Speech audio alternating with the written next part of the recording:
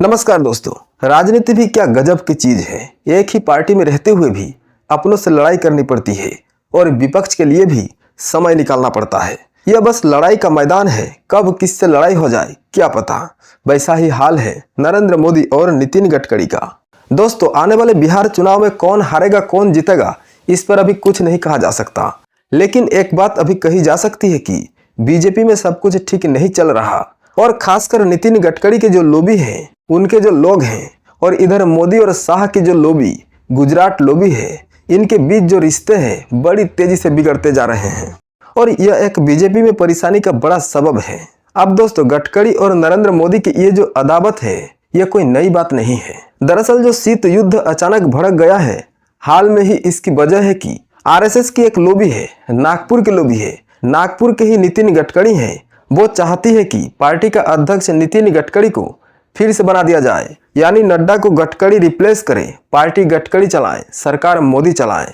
ये आरएसएस का एक फॉर्मूला है, लेकिन मोदी और शाह को ये बात कबूल नहीं है और जिस तरह की अदावत है कबूल भी नहीं होनी चाहिए। राजनीति तो यही कहती है, इसका नियम यही कहता है।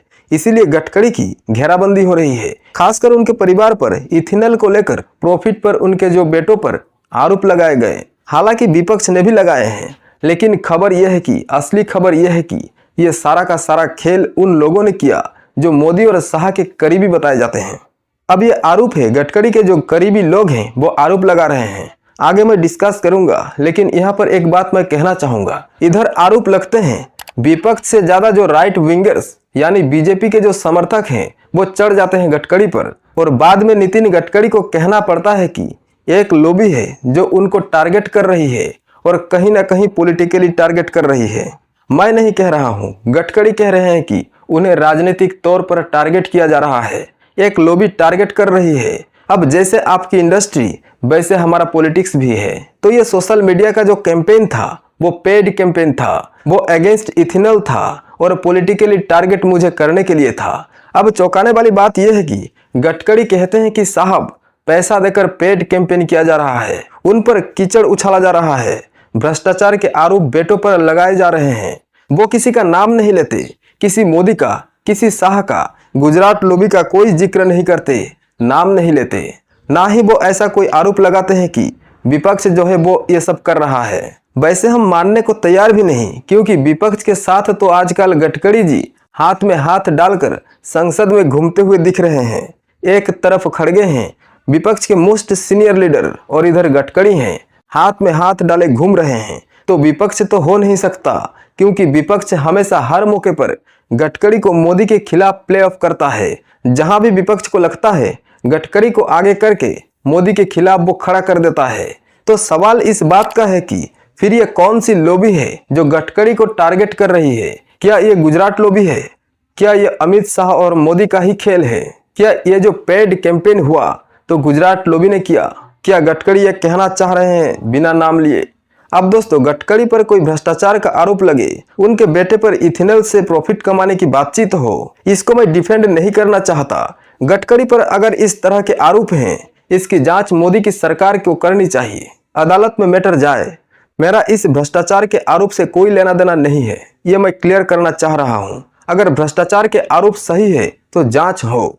मैं जिस तरफ इशारा करना चाह रहा हूँ वो ये है कि क्या बीजेपी के भीतर से ही आरोप लग रहे हैं? जिस तरह से अडानी को बचाया जाता है, डिफेंड किया जाता है, या इलेक्शन कमीशन को डिफेंड किया जाता है, या गुजरात का या किसी भी राज्य का कोई छोटा सा पदाधिकारी भी बीजेपी का है, उसको डिफेंड किया जाता है हाईएस्ट लेवल पे। गडकरी को बीजेपी के किसी बड़े नेता ने डिफेंड नहीं किया। गडकरी ने खुद कैमरे पर कहा कि उनके खिलाफ साजिश हो रही है, उन्हें टारगेट किया जा रहा है, एक लॉबी टारगेट कर रहे हैं। और यहाँ मुझे लगता है कि इस खेल को समझना बहुत जरूरी है कि ये खेल है क्या, और खासकर गुजरात लॉबी का खेल है क्या।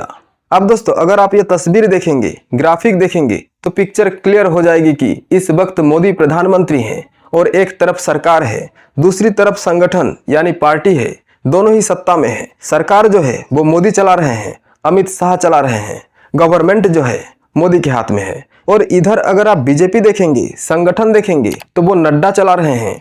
नड्डा भी उतने ही करीब हैं जितने अमित शाह मोदी के करीब हैं। यानी मोदी प्राइम मिनिस्टर जो है वो पार्टी भी चला रहे हैं और सरकार भी चला रहे हैं। यानी सरकार और संगठन पर बराबर बराबर का अधिकार, दोनों मुट्ठी में, सारा सिस्टम मोदी के मुट्ठी में। अब आरएसएस की लॉबी या गडकरी की लॉबी या बीजेपी के अंदर जो मोदी और शाह के गुड बुक्स में नहीं है, वो चाहते हैं कि एक चेक एंड बैलेंस हो प्राइम मिनिस्टर पर, गवर्नमेंट पर, कैबिनेट पर, मंत्री परिषद पर एक चेक एंड बैलेंस हो पार्टी की तरफ से, संगठन की तरफ से, जैसा होता रहा है वाजपेयी के टाइम में भी। तो आरएसएस चाहती है कि नड्डा को हटाकर एक ऐसे आदमी को अध्यक्ष बनाया जाए जो कम से कम मोदी को टोक सके, और इसीलिए उनको लगता है गडकरी मुफीद आदमी है, क्योंकि गडकरी पहले भी अध्यक्ष रहे, सीनियर मोस्ट हैं, कई बार के कैबिनेट मिनिस्टर हैं, महाराष्ट्र में भी वो मिनिस्टर रहे, एक्सपीरियंस है, मोदी से सीनियर है वो अगर देखा जाए तो आरएसएस और बीजेपी का एक तबका चाहता है कि गडकरी नड्डा को रिप्लेस करे, और मोदी को लगता है कि अगर नड्डा को रिप्लेस उनका आदमी नहीं करता, कोई धर्मेंद्र प्रधान या कोई भूपेंद्र यादव या कोई इस तरह का शख्स जो गुजरात लॉबी का चेला हो, अगर वो रिप्लेस नहीं करता, गडकरी रिप्लेस करते हैं, तो फिर संगठन पर कब्जा करना, काबू पाना मुश्किल हो जाएगा और चेक एंड बैलेंस की स्थिति आ जाएगी। और वैसे भी मिस्टर मोदी अल्पमत में है। अब सवाल जो बड़ा है, फिर से मैं कह रहा हूं कि गडकरी को कोई डिफेंड करने की बात नहीं है। अगर भ्रष्टाचार का सवाल उस वक्त लगता है गडकरी पर जब उनको अध्यक्ष बनाने की तैयारी हो रही है, और गडकरी भी अध्यक्ष बनना चाहते हैं, क्योंकि वो चाहते हैं सरकार छोड़कर वो फिर से पार्टी के राष्ट्रीय अध्यक्ष बन जाए, पूरा संगठन उनके अंडर में होगा, वो ये चाहते हैं। तो ऐसे समय पर हमला करना, और ज्यादातर उसमें राइट विंगर्स पत्रकार हो जो हमला कर रहे हो, तो क्या यह माना जाए कि रास्ता जो है गडकरी का कहीं ना कहीं रोका जा रहा है? और क्या अब गडकरी का अध्यक्ष बनना मुश्किल हो सकता है, क्योंकि पार्टी के भीतर इस तरह के आरोप उठने लगे हैं? यह बताया जाएगा आरएसएस को कि साहब इन पर भ्रष्टाचार के आरोप हैं नितिन गडकरी पर। और इत्तेफाक यह है कि ऐसा ही मामला 2014 से पहले जब गडकरी दोबारा अध्यक्ष बनने जा रहे थे, तब भी इस तरह के आरोप लगे थे उनके इनकम टैक्स को लेकर, उनकी कंपनियों को लेकर। और बाद में जांच में यह पता लगा कि मोदी जी के खास मंत्री ये खबरें उन्होंने ही छपवाई थी। अब दोस्तों सवाल यह है कि क्या 2029 से पहले मोदी गडकरी जैसे कांटे को हटाना चाहते हैं, निपटाना चाहते हैं, रास्ता साफ करना चाहते हैं अपने चाणक्य के लिए, अमित शाह के लिए रास्ता साफ करना चाहते हैं कि अगर मोदी जिस वक्त कुर्सी छोड़े तो अमित शाह जो है वो उनको सक्सीड करें, वो उनके उत्तराधिकारी बने पार्टी के भीतर, सरकार के भीतर। और इसीलिए गडकरी एक रोड़ा है जिसको हटाना चाहते हैं, और इसीलिए मोदी कहीं ना कहीं आजकल मोहन भागवत के कसीदे पढ़ रहे हैं, तारीफों के पुल बांध रहे हैं उस मोहन भागवत के लिए जिससे 36 का आंकड़ा मोदी का रहा है। भागवत के करीब इसीलिए आ रहे हैं कि गडकरी को किनारे किया जा सके, भागवत की सहमति हो सके। और उधर गडकरी और उनके लोबी, कई चेहरे हैं उसमें राजीव प्रताप रूडी भी हैं, उसमें योगी आदित्यनाथ का भी आप नाम ले सकते हैं, शिवराज सिंह चौहान का भी नाम ले सकते हैं, राजनाथ सिंह का भी ले सकते हैं, येदुरप्पा का भी ले सकते हैं, उसमें नाम वसुंधरा राजे का भी ले सकते हैं। लंबी फहरिस्त है।